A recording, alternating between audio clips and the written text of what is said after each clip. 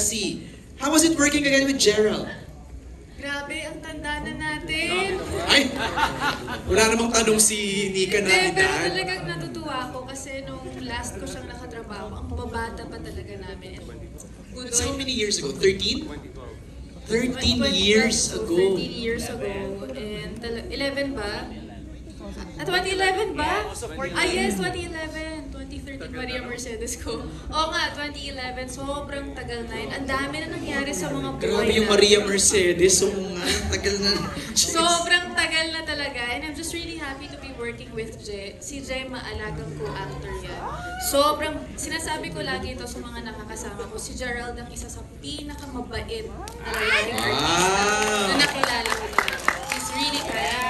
And generous siya pagdating sa craft niya, pagdating sa pag-aalaga sa set. Yun. Bakit parang... Ibibigay ko sana yung relo ko kasi mas maganda yung relo mo eh. So I'm really happy. I'm really happy makatrabaho si Gerald. Such a gentleman. How about the rest of the cast? Yung additional question ni Nika, no? The other cast daw. Kamusta katrabaho? Si Gerald kadalasan yung Eksena mo. Oo. Pero of course, si Tito John, no, yung eksena ko kay Tito John, parang nobela yung lines ko. Parang kinabahan talaga ako. Pero as always, si Tito John, sobrang bait din talaga. Tsaka naging panatag ako nung nag-eksena na kami. Sabi ko, okay. Sobrang bait pala talaga at galing ni Tito John. Alam ko yung mga scenes sila ni RK, napaka-intense Si talaga. RK, Super. Si RK, sobrang galing din na aktor. And I told him nga, grabe, ano talaga, siya yung isang aktor na talagang, alam mong marami pang magagawang roles na magaganda. Alam mong napaka-generous din niya sa craft niya. And sobrang natural niya umarte talaga. Believe ako. Hi RK, kung nanonood ka, miss ka namin. RK, alam mo ba si Jay nandito kanina? Oo, si Jay nandito, sinuportahan niya kami. So yun, I'm just really grateful and natutuwa ako na yung, kumbaga tama yung sinabi ni Gerald ang nagpapaganda talaga ng show na to ay ang bawat tao na nasa show na to. Walang lalabis, walang kukulang. Lahat pantay-pantay yung energy na binibigay. So, I wanna ask JC and Shaina, sino naman yung madalas niyong ka-eksena? Yun nga. Kami dalawa. Oo. Asawa ko si Shine dito. Tapos madalas ko ka-eksena si Tito Pip, si Kuya Joko. Choco Diaz, of course. Si Jay, tsaka si Jessie. Nandun sila kasi nag-work sa company ko saan ako nag-work. So sila yung mga, anong group ba kami? Group A? Group B? Kasi parang may ganun ang dami namin So nasa isang group kami. Unit So, A, Unit B, no? Yeah, so sila yung mga nakakasama ko palagi din sa group. Pag ganun ba siya, Ina? Ang gagaling nyo na kasi take one lang lahat. Walang ganun. Direct? There's no such Shaina? thing. Hindi naman. Well, ako kasi, para lang po alam ninyo, medyo ako yung last na pumasok sa grupong ito. So, parang may character enters on the 3rd week pa. So, parang sila, mga nakailang taping days na ba kayo? Madami na. Ako pangatlo pa lang. But then, it's a very juicy entrance because it's a very complicated character. Like what JC said, ako ang kanyang asawa, ang aking tatay ay si Chupip, at makulay po ang past ni Attorney Lea. And ang show na to, tinatalakay niya is scamming, but also sins. And siguro ako, right now, yung character ko, nandun siya sa mundo ng mga kasalanan. So lahat naman po tayo, nagkamali na sa buhay, hindi ho ba? But yeah, siguro dun sa character ko, yung para bang the past should not define you, or your mistakes should not define you, or should it define you? Yun siguro yung pinaka kailangang matanong kay Attorney Lea at saka sa mga manonood. Alright, thank you Nika for your question.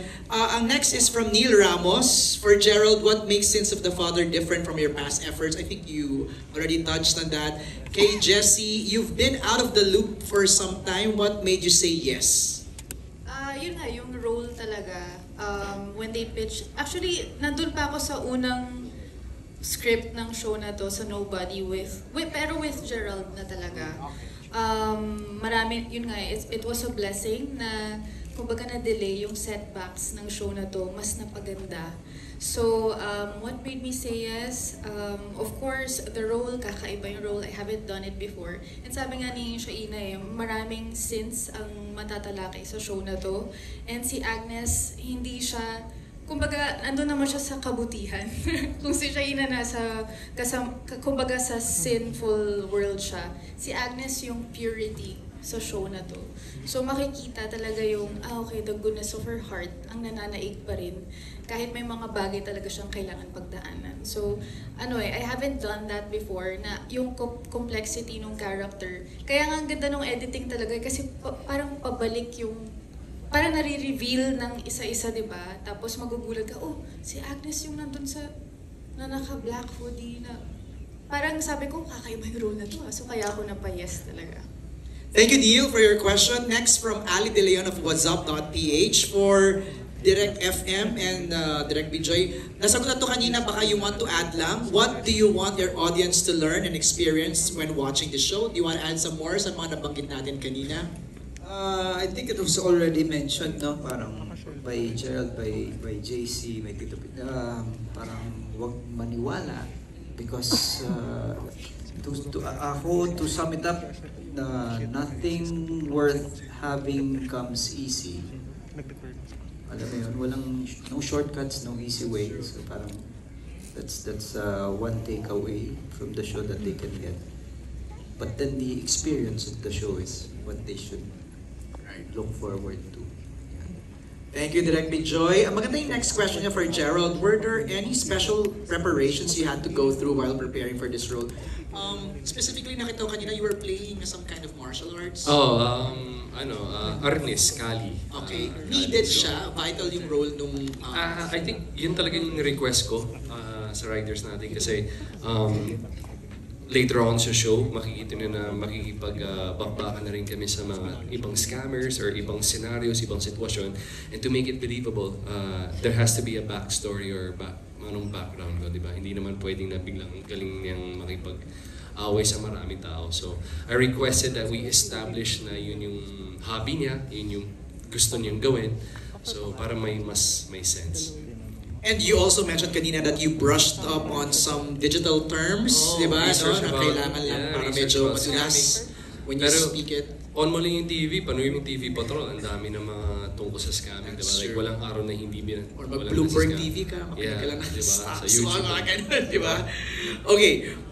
Miss Franz, ikaw ang next. Ay po, good evening po. Good evening po sa inyo lahat. Well, actually, natanong na kasi yung tanong ko mostly. So, ang magko-comment lang ako, nakakatuwa kasi parang reunion of sorts talaga to. Jessie, JC, Shaina, and nakatawa kasi JC sa You're My Home before then.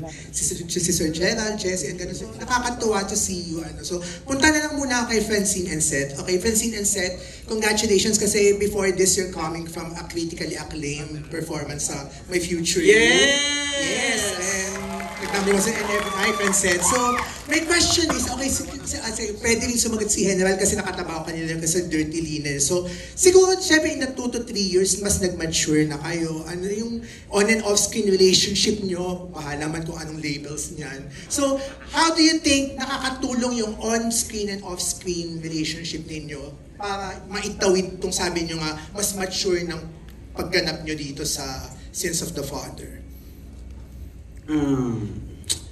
Una po kasi sa love team, babae at lalaki. Magkaiba po ang direksyon nun sa karera ng showbiz. Magkaiba po ang kayang gawin kayang ibahagi. Halimbawa sa mga endorsement, magkaiba kami. Pero nag-uusap kami na sa pag-arte, kailangan hilahan tayo pataas. Kailangan, kung magaling ka, gagalingan ko din. Kung magaling ako, dapat mas magaling ka. Yun ang lagi pong mindset namin. And hindi namin pinapabayaan yung isa't isa. Lagi kami nag-uusap. Lagi kami nagtatanong sa mga direktor. Lagi kami kung anong dapat idagdag. Dati hindi kami pumupunta sa preview. Pag nagpapa-preview. Pero ngayon, sumisilip talaga kami, pumupunta pagkakat ni Direk, sumisilip talaga kami. Tara, puntahan natin. Para kung ano man yung sabihin ni Direk, yun nga yung nakakatawa dahil nakikita rin namin yung kamalian namin at yung kakulangan dun sa scene. yun ang isang malaking TV ni Direk. Nakikita namin yung talagang kakulangan dun sa scene. And Ano, malaking TV? Yeah, sobrang, as in parang mga 42-inch Kalahati nito. Yung 50, mga ganun. Parang control center ng Malaki, spaceship malaki. Malaki siya. Tapos, pupuntahan namin doon and makikita na namin dalawa yung kakulangan. Then sasabihin ni Direk sa amin. Tapos maintindihan namin si Direk, oo nga. So doon nag-work. Doon yung parang, yun yung maturity na napuntahan namin. Yun yung samahan na ginard namin. Hindi po mahirap ang trabaho ng, mahirap po ang trabaho ng isang love team. And proud ako dahil kumapit kami hanggang ngayon. And ito, gaganap kami sa Sins of the Father na isa sa mga inihintay din naming proyekto. Yes. Kaya pala natakot, may maingay doon. Haba ng buwelo mo doon, ate, ha? Kakatingin kami lahat sa inyo, eh. Tagal, eh. Hindi na pa siya nagbibilang eh. Nagbibilang pala, 1, 2, ay wala pa, 1, 2. Nabiting kami doon. Nag-post din ako. I know. Tinitingnan nila yung cue kung kailan matatapos.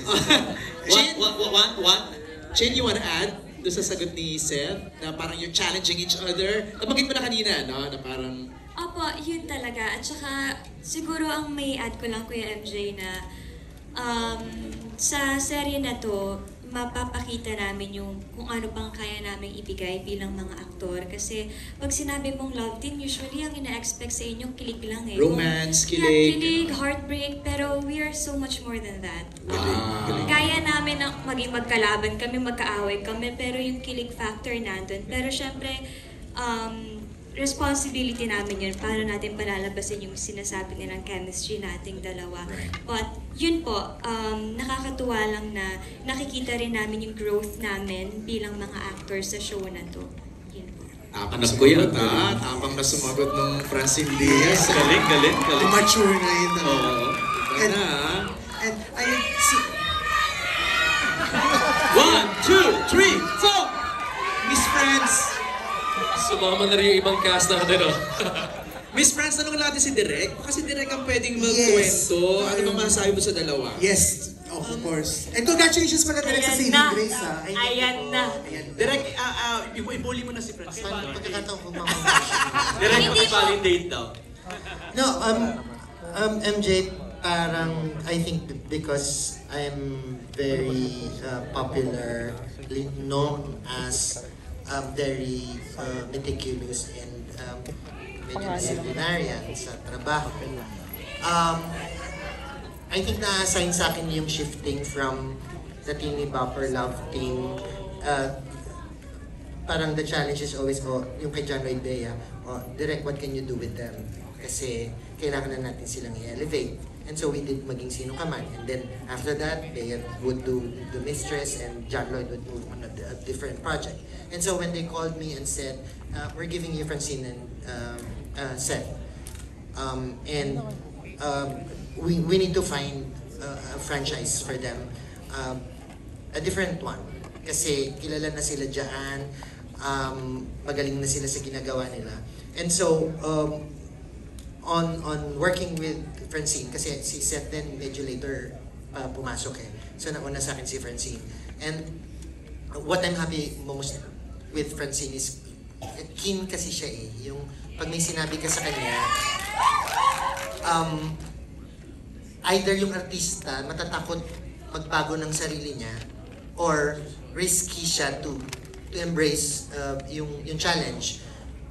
So, yun.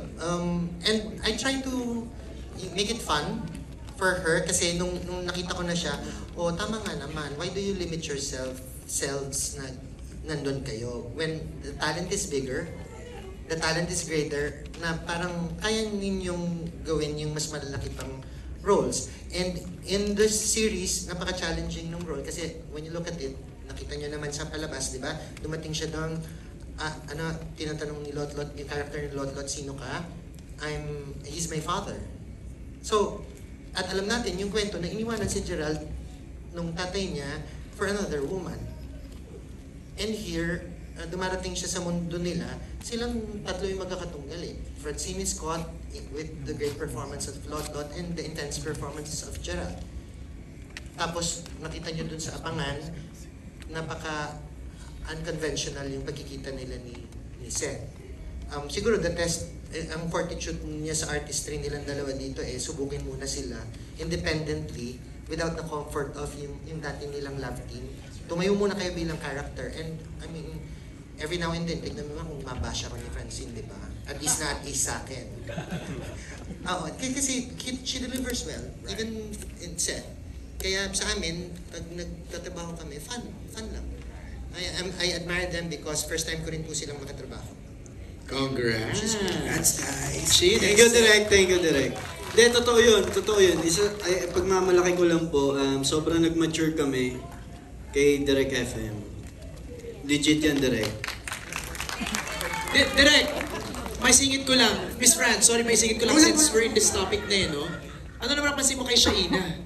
Bilang Marinela yung una. Yes, Marinela. Direk, FMR, pinag-usapan natin yung Marinela before. Sandali lang naman, dumaan din kami sa logo. We also did Alina. Which is parang di ba yung baptism to maturity din.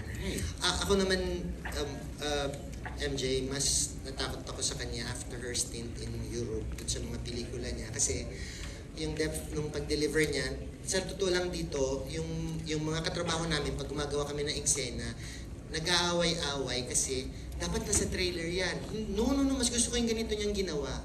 Kasi as a lawyer, I think she also fancies the fact na first time kong gagawin to. So, she's delivering fabulously. So, nag-aaway-away kasi may mga turns siya na intelligent yung character. So, may katarayan pagka hindi niya gusto yung kalaban niyang attorney when she drops her lines. And sabi nga nung isa niyang attorney na character, yung piniplay ni Nico Antonio, sabi niya, nung nagkikwentuhan sila ni Gerald, grabe ka babaeng tao, pero talagang nalalaglag ako sa kinauupuan ko sa talino niya. So, yan. And we see, when she performs, takot ko lang doon sa blonde hair niya.